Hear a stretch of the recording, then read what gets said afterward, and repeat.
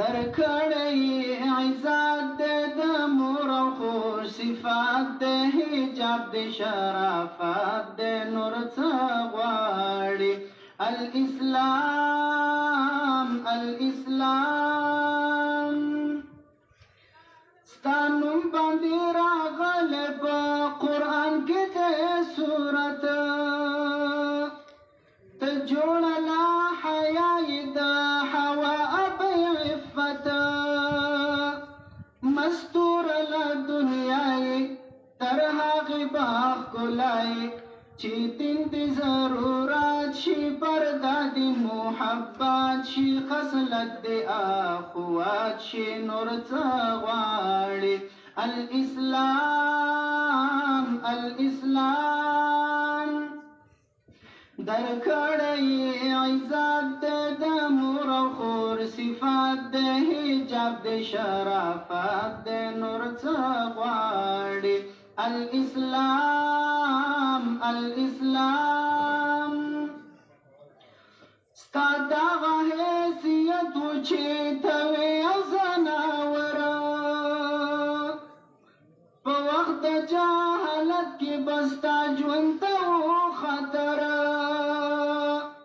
میراث کې به یې هیښلې نه چا به قبلولې مزدوره د خاوند وي بېواکه د خپل ژوند وي محرومه د کفن وي نور څه غواړي الاسلام الاسلام درکړی عزت د مور او خور صفات د حجاب د شرافت د نور څه غواړي الاسلام الاسلام د خپلندې جنت د ابۍ دغه د مقام د حج ثواب د مخ په ورکتلو د انعام رضا د رب رضا ده دا لویه مرتبه ده نیکه دې په منشا ده ستا خوښه د هر خوا ده دا دین د پاک الله دا نور څه غواړي الاسلام الاسلام درکړی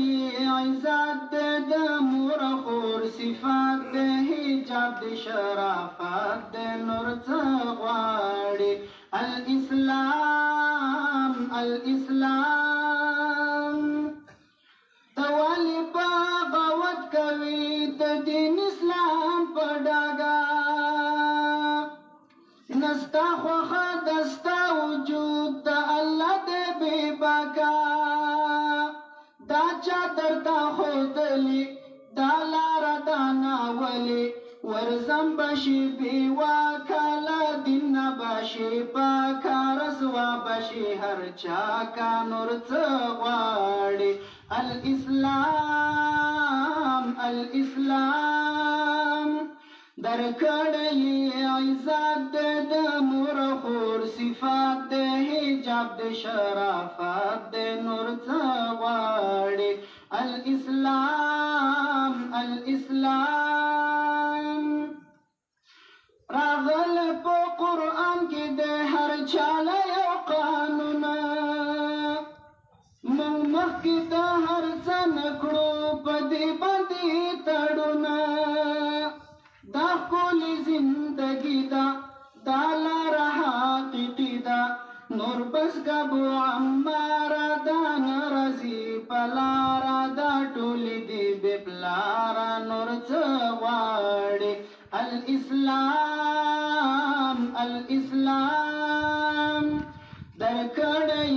عزت د مور او خور صفات د حجاب د شرافت د نور څه غواړي